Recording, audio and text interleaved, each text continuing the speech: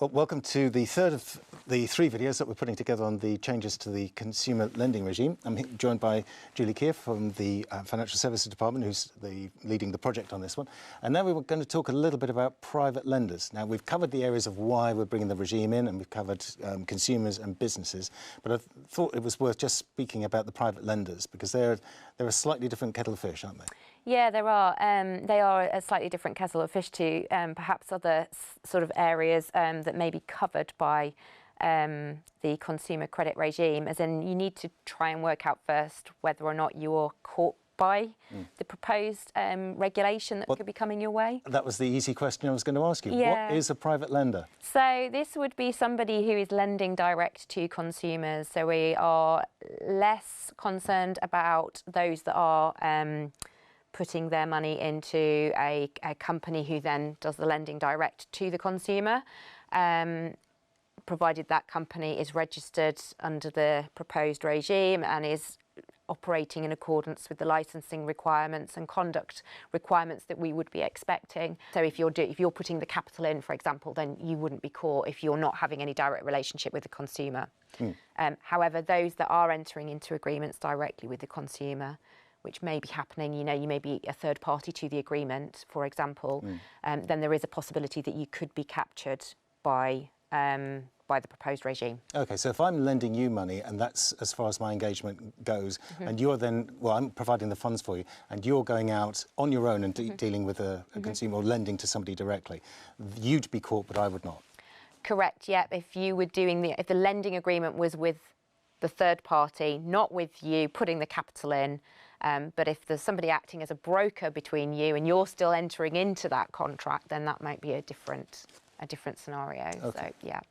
And how do people determine whether or not they, apart from that very basic definition, how can people work out whether or not they're caught by the new proposals? So you kind of need to work out whether or not you're doing this by way of business. So I've got, if I can just flick to the slides on this. So we do have a full slide deck on the website, which please do feel free to access, because it will explain the whole regime in sort of greater detail. And also I do recommend, certainly if you think you might be a private lender, to certainly watch the business one, because it's going to be really important. But also as an individual, you should be accessing the consumer and see what protections are going to bring in for you as a consumer. But if I can just turn to the first of the two slides that we've got, really you need to, as I say, establish whether or not you are acting by way of business. Now, we are proposing, because this is only a consultation at this stage, and we are asking and seeking views because we know we might not have this right, and there is some difficulty in actually characterising what is private lending in this sense. So we are seeking views as to what the best indicators are as to whether or not you are lending by way of business. So we have currently proposed using the AML-CFT regime because it already exists. We're not then creating something new and potentially creating confusion for those that are lending in this space. Now, these are the indicators that you would use as a barometer test if you are doing lending and need to register for AML-CFT purposes. So, is lending frequent? Are you doing it on commercial terms? Is it secured? And is interest paid on it, or is a fee payable on it? Yeah. So those are sort of practical indicators. Now, we are very conscious, as I say, the next slide.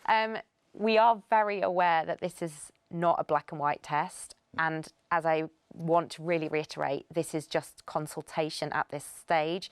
So we are directly asking the question, is this the right regulation for us to use to determine whether you are a lender, private lending?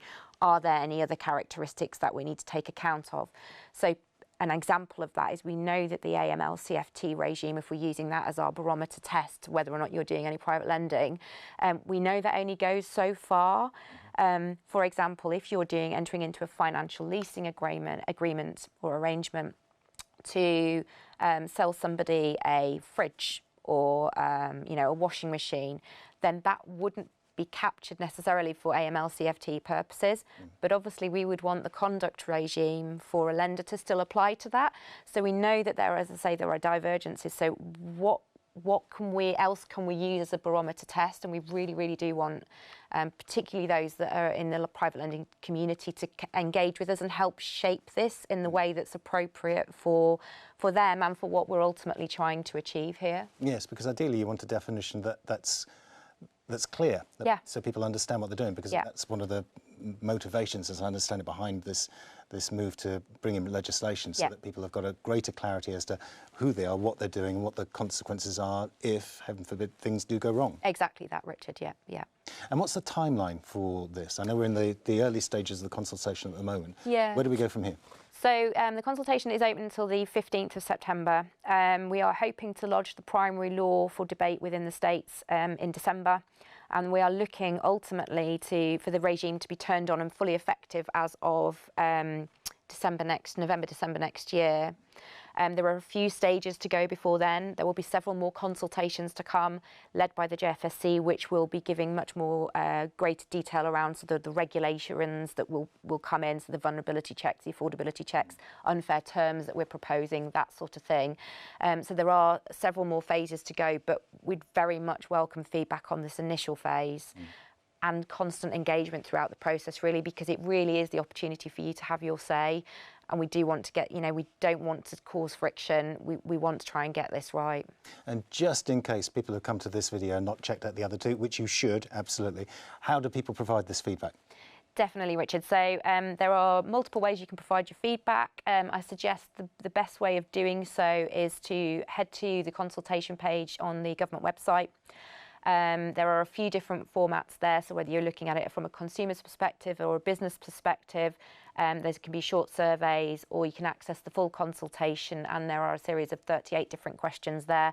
I think there are about 4 or 5 that we've specifically picked out for the private lending community. If you just want to answer those, then please feel free to do so, but you'll need to go into the list of questions, the full list of questions, to access those.